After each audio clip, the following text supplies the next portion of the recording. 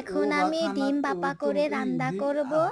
ডিমটা এখন আমি ভেঙে দিলাম, তারপরে এখন আমি বাটির মধ্যে নিয়ে নিচ্ছি। এখন আমি ডিমটাকে মধ্যে পেঁয়াজ কুচি দিব, একটু কাঁচামরিচ দিয়ে দিব, লবণ দিয়ে বাপা করে নিব।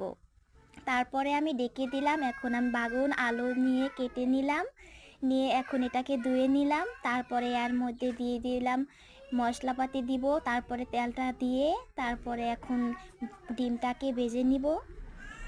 সামান্য একটু হালকা করে ভেজে নিলাম। এখন আমি পেঁয়াজ কুচি কাঁচা লঙ্কা দিয়ে মাখিয়ে তারপরে আলুটাকে দিয়ে দিলাম।